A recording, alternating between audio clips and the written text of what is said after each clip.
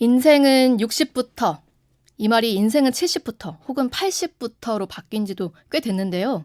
여러분은 몇 살부터 노인이라는 범주에 들어간다고 생각하시나요? 요즘 서울시에서 어르신들 무임승차 관련 비용을 정부에 요구하고 또 국민연금 구조 개편 논의까지 겹치면서 이 노인 연령의 기준에 대한 논의가 올라오고 있습니다. 인구 구조의 변화와 맞물려서 정책의 많은 영역에서 이거 상당히 중요한 사안이 됐거든요. 몇 살부터 노인으로 봐야 하는지 이 문제를 취재한 보건복지부 출입기자와 이야기 나눠보죠. 이은지 기자 안녕하세요. 네, 안녕하세요. 네, 원래 지하철 요금을 내지 않고 무료로 승차가 가능한 게 65세부터인 거죠? 네, 그렇습니다. 만 65세 이상 어르신들을 대상으로 하는 이동권 지원인데요. 지하철 무임승차뿐 아니라 노인 대상 복지 서비스 대부분이 65세를 기준으로 하고 있습니다. 65세. 요즘 65세가 돼서 무료로 대중교통을 이용할 수 있게 된 분들은 상당히 당황하세요. 내가 벌써? 뭐 이런 생각도 하시고 좋기도 하지만 좀 서글프기도 하고 뭐 그런 생각들 많이 하실 것 같거든요. 네, 그러실 만도 합니다. 실제로 그 관련법이 제정된 지는 좀 오래됐습니다. 언제죠? 1981년 제정된 노인복지법인데요.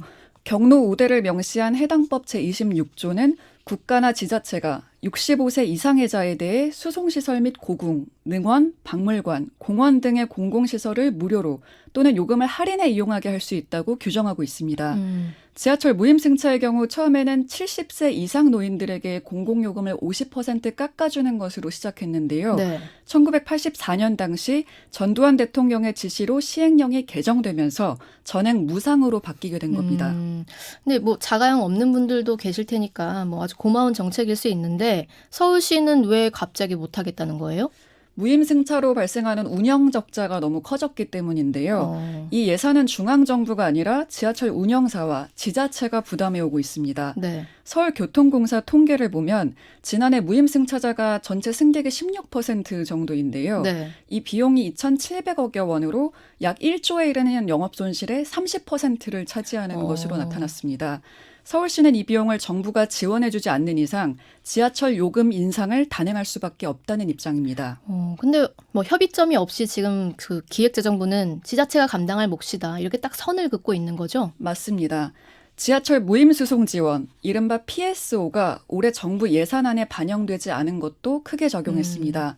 대구시의 경우 아예 자체적으로 무임승차 연령을 70세로 올리기로 하면서 노인 연령 상향 논란이 촉발된 겁니다. 노인 연령 자체를 올려버리면 확실히 이제 뭐 무임승차하는 인구는 줄고 돈을 내는 사람은 늘어나니까 뭐 손실이 좀 줄어들 것 같긴 합니다만 이게 대구시가 하는 것처럼 이렇게 지자체가 연령 기준을 마음대로 올려도 괜찮나요? 뭐 법령을 먼저 선보거나 해야 되는 건 아니에요? 네, 아까 말씀드린 대로 근간이 되는 법에서는 65세 이상을 노인으로 보고 있는데요. 네. 무임승차 외 소득 하위 70%에 지급하는 기초연금 등 다른 노인복지 서비스들과도 연계되는 문제이기 때문에 사실 그렇게 간단하지는 않습니다. 현재 국회를 중심으로 개혁 논의가 이뤄지고 있는 국민연금도 5년마다 수급 개시 연령을 늦춰서 2033년에는 65세부터 연금을 받게 돼 있습니다. 이것도 2033년부터인 거고 맞습니다. 지금은 더 낮잖아요. 맞습니다. 주무부처인 복지부도 이 같은 점을 들어 연령 상향은 다소 신중해야 한다는 입장입니다. 오늘 상임위에서 나온 조기용 장관의 말로 들어보시겠습니다.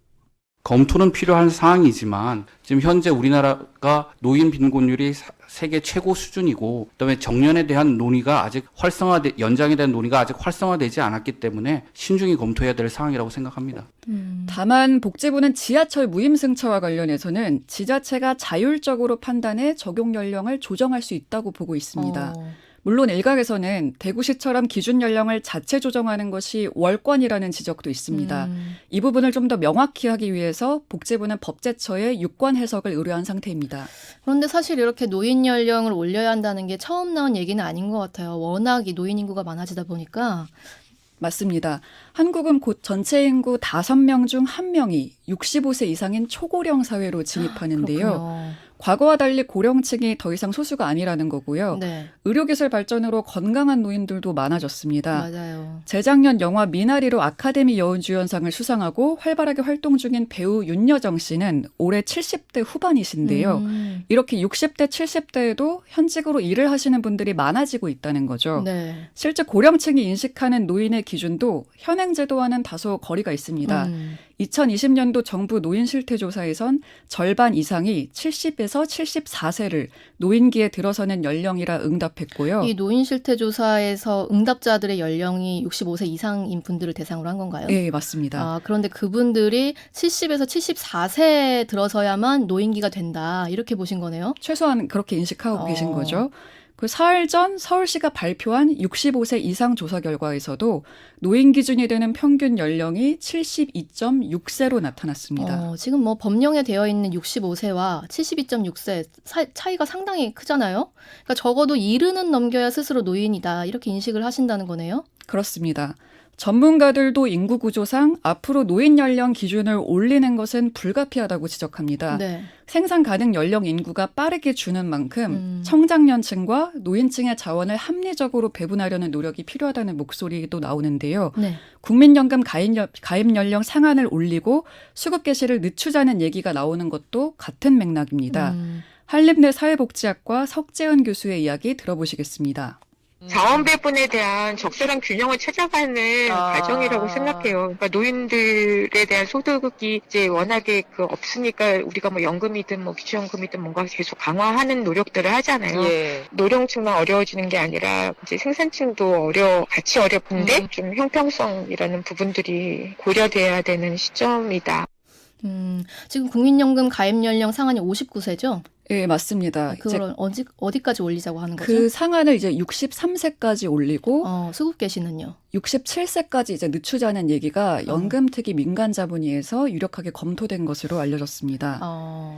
이제 다만 그 노인 당사자들의 의견을 충분히 수렴하는 등 사회적 합의를 모으기 위한 시간이 필요하다는 지적도 있습니다. 네. 또 추후 노인복지 시스템을 개편하는 과정과도 맞물려 있기 때문에 상향을 하더라도 점진적인 추진이 바람직할 것으로 보입니다. 연령을 올리더라도, 그러니까 실제로 뭐 섣불리 무임승차 지원 범위를 줄이면 어려우신 분들은 당장 안 나서실 수 있잖아요, 바깥으로. 맞습니다. 그러면은 이게 사회적 어떤 괴리 이렇게 또 이어질 수 있는 거고, 또 일자리 대책 없이 그 노령연금 지급 연령을 확 올려버리면은 돈을 못 버는데 연금을 내야 되는 상황 있을 수 있고, 지급을 못 받는 상황 있을 수 있고. 부작용이 많이 예상되니까요. 참 신중한 접근 필요해 보이네요. 네, 여기까지 이은지 기자 잘 들었습니다. 감사합니다. 정다운의 뉴스톡은 여러분과 함께 만들어갑니다. 구독과 알림 설정하시면 오후 5시 30분 퇴근길에 라이브로 보실 수 있습니다.